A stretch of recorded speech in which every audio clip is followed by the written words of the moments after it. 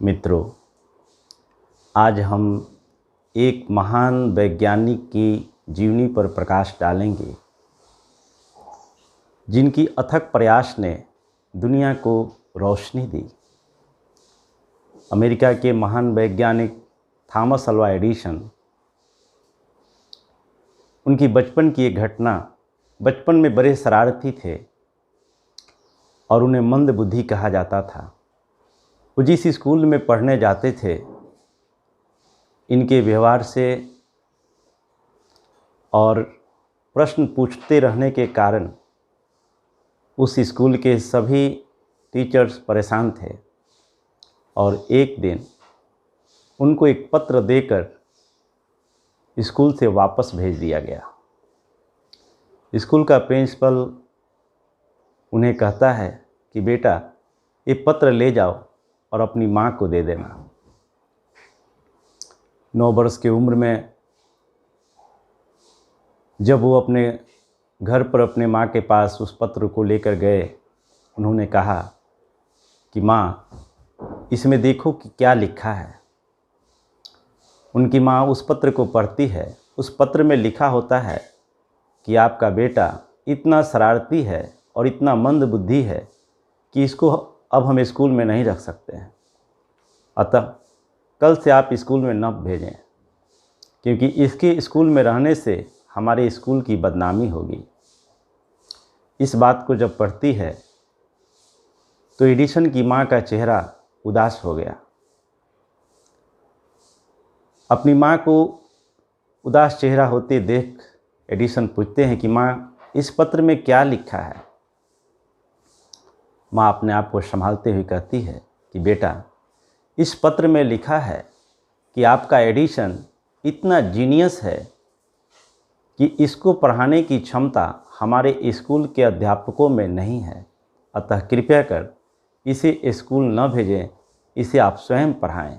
और दूसरे दिन से एडिसन की माँ ही अपने बच्चे एडिसन को पढ़ाने लगती है।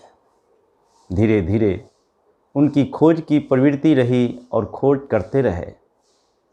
अनेकों ऐसे खोज किए जो समाज के लिए कल्याणकारी था। उनके जीवन के अनेक खोजों में एक खोज बल्ब को जलाना था।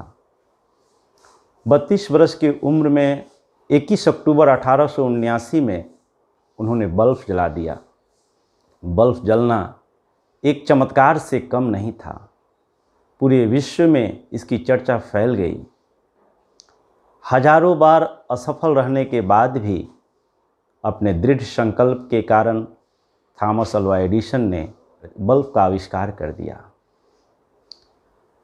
जब वो सफल हो गए, सफल व्यक्तियों में उनकी गिनती होने लगी,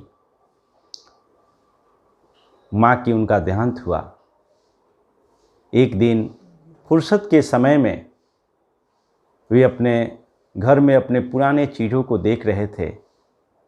उनकी नज़र अलमारी में पड़े एक पत्र पर पड़ा, जिस पत्र को उनके स्कूल का प्रिंसिपल उन्हें 9 वर्ष की उम्र में दिया था। बड़े उत्सुकता के साथ उस पत्र को उन्होंने उठाया और पढ़ना शुरू कर दिया।